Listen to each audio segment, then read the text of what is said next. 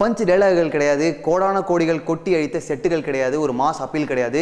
இருந்தாலும் ஒரு ஸ்போர்ட்ஸ் மேனுக்காக ஸ்க்ரீனுக்கு கீழே 30-40 பேர் நின்று சட்டையெல்லாம் கட்டி சுற்றுறதை பார்த்தாலே சந்தோஷமாக இருக்குது. Yeah, that is what MS Dhoni movie has given us happiness. இந்த படத்தை பொறுத்த வரைக்கும் ஜென்ரல் ஆடியன்ஸ் கிடையாது, இட்ஸ் கிரிக்கெட் ஆடியன்ஸ். ஒரே குதூகலம் தான். தயவுசெய்து தியேட்டரில் போய் பாருங்க. ஏன்னா நம்ம சின்ன வயசுலேருந்து டிவியில் பார்த்து சந்தோஷப்பட்டிருக்கோம் இல்லையா? இந்த T20 வேர்ல்டு கப் ஜெயிச்சது, ODI வேர்ல்டு கப் ஜெயிச்சது, சச்சினை தலைமையில வச்சுக்கிட்டு அவருக்கு ட்ரிபியூட் பண்ணது, டெடிகேட் பண்ணது, இந்த மாதிரி விஷயங்கள்லாம் இன்னொரு தடவை தியேட்டரில் பார்க்கறதுக்கு அப்படியே சந்தோஷமாக இருந்தது, புரிச்சு போயிருச்சு. அப்பப்போ இந்த படம் வந்து multi starrer movie. Sachin, Sehwag, Gambhir, Muttiah Muralitharan, McGrath, இப்படி வந்து பல பேர் வந்துட்டு போவாங்க. நான் இழிக்கிறத பார்த்து நீங்கள் ஒன்றும் தப்பாக நினச்சிக்காதீங்க. I am very emotionally affected by the movie. ரொம்ப ஓவர்ஃப்ளோவாக இருக்குது. Yeah, that's all. மற்றபடி வந்து இந்த படத்தில் 2 ரெஃபரன்ஸ் கண்டிப்பாக நோட் பண்ணி ஆகணும். நீங்கள் சின்ன வயசில் தோனி வந்து அம்மா எனக்கு அந்த போஸ்டர் வாங்கிட்டாங்களே அப்படின்ட்டு சச்சின் ஃபோட்டோ வாங்கி ரூமில் மாட்டுவார். அது அப்புறம் வந்து இன்னொன்று, யுவராஜ் சிங்கை புகழ்ந்து பேசுவார் முன்னாடியே தோனி, அதாவது கிரிக்கெட்டுக்குலாம் வரதுக்கு முன்னாடியே. அதை பார்க்கும்போதே ரொம்ப சந்தோஷமாக இருக்கும், பா அப்படின்னு இருக்கும். அடுத்து பார்த்தீங்கன்னா ஹியூமர். இந்த படத்தில் ஹியூமர்லாம் எக்ஸ்பெக்ட் பண்ணிட்டே போகல நாங்கள், ஆனால் ஹியூமர் ஒர்க் அவுட் ஆனது வந்து ரொம்ப பெரிய சந்தோஷமாக இருக்குது. ஹிந்தி படமாச்சே தமிழில் ஒழுங்காக டப் பண்ணியிருப்பாங்களா அப்படின்னு யோசிச்சிங்கன்னா ரொம்ப நல்லாவே ஒர்க் பண்ணியிருக்காங்க. டைலாக்ஸ்லாம் கூட நல்லா இருக்குது. அதுவும் சத்யபிரகாஷ்னு ஒரு ரோல் இருக்குது. அது வந்து தமிழில் யார் டப்பிங் பேசினாங்கன்னு தெரியல, சூப்பராக பேசியிருக்காங்க. ஏன்னா அவர் தான் வந்து ஹியூமரஸ் விஷயங்கள்லாம் பண்ணும் படத்தில் நல்லாவே ஒர்க் அவுட் ஆயிருக்குது. அவருக்கு வந்து பேர் தெரில, பட் வாழ்த்துகள். டீட்டெயிலான இன்டெப்த் ஆடியன்ஸுக்கு இந்த படத்தில் என்ன இருக்குது அப்படின்னு பார்த்தீங்கன்னா காஸ்டிங் வந்து சூப்பராக இருக்குது.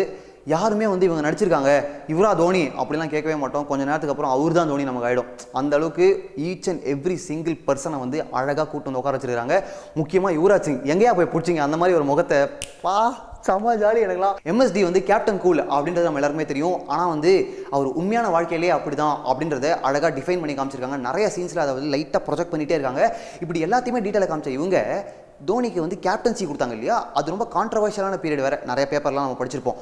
அதை மட்டும் டீட்டெயிலாக காமிக்க விட்டாங்க. அது ஏன்னு எங்களுக்கு தெரியல. பயோபிக் அப்படின்ற ஒரு விஷயம், அதை எடுக்கிறதுக்கே வந்து ஒரு தைரியம் வேணும். ஏன்னா இதுதான் கதை, இப்படி தான் முடிய போகுது, இப்படி தான் போக போகுதுன்றது எல்லாருக்குமே தெரியும். அது மட்டும் இல்லாமல் நம்ம பழசை முன்னாடி இருந்தவங்களை பாராட்டி புகழ்ந்தே பழக்கப்பட்டு போயிட்டோம். ஸோ சமகாலத்தில் நம்ம பார்த்து வளர்ந்த ஒரு சூப்பரான கேப்டனை நம்ம வந்து பாராட்டியிருக்கோம் இந்த படத்து மூலியமாக. அதுக்கு ப்ரொடியூசர், டேரக்டர் அண்ட் மொத்த குரூக்கே நாங்கள் வந்து தேங்க்யூ சொல்லிக்கிறோம். ஏன் சொல்கிறேன்னா, இப்போ MSDக்கு 80 வயசு ஆன பிறகு இந்த படம் வந்தால் யோசிச்சு பாருங்க, இப்போ இருக்க எந்த இருக்குமா, இப்படி சில்லறை சதற விடுவாங்களா யங்ஸ்டர்ஸ்லான்றது டவுட் தான். அடுத்து பார்த்தீங்கன்னா பயோபிக் எடுக்கிறோம், இவர் நல்லவராக மட்டும் தான் காமிக்கணும், பாசிட்டிவ்ஸை மட்டும் தான் காமிக்கணும் அப்படின்னு இல்லாமல் அவர் எடுத்த சீரியஸான டெசிஷன்ஸ்லாம் கூட ப்ரொஜெக்ட் பண்ணி காமிச்சிருக்காங்க.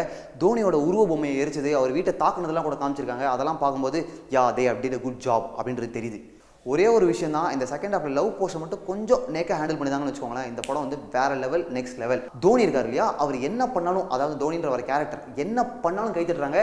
யமஹா பைக் ஓட்டினா கை தட்டுறாங்க, டிஷர்ட் மாட்டினா கை தட்டுறாங்க, தலை சீவனா கை தட்டுறாங்க, முடி வெட்டினா கை தட்டுறாங்க.